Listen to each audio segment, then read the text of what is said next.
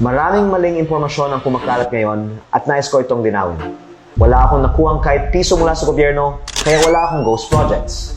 Ang mga kontratang nakuha ng mga kumpanya ko ay mga permits para sa private investments gamit ang sarili kong puhunan sa sarili kong lupa. Hindi totoo na may 24B na multa ang Solar Philippines. Ang sulat tungkol dito ay ipinadala sa SPNEC, ang kumpanyang ibinenta ko sa Meralco.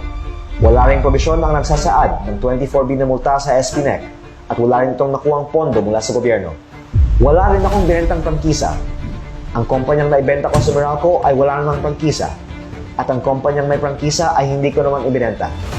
Kaya ako nagsampa ng libel case kay Claire Castro dahil sa pagpapakalat niya ng fake news. Hindi rin totoo na 2% lang ang na-deliver ko sa mga proyekto. Si PBBM mismo ang nag-groundbreaking sa aking 3,500 megawatt project, ang pinakamalaking renewable energy project sa Pilipinas at pinakamalaking foreign investment sa bansa noong 2025. Ang mga proyektong ito ay may malaking ambag sa supply ng kuryente sa Pilipinas. Ang kakulangan ng supply ng kuryente ay dahil sa hirap sa pagkuha ng permits at ang di umano'y panggigipit sa mga negosyante.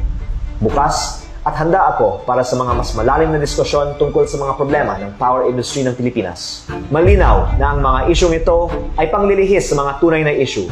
Alam din nating malaki ang budget ng mga kalaban para magbayad ng media at trolls. Pero hindi tayo matitinag sa ating mga ipinaglalaban. 100% pabor ako sa transparency at sa pagsasapubliko ng mga assets at campaign donors ng bawat kongresista para matiyak na walang nagpapayaman sa kanilang posisyon.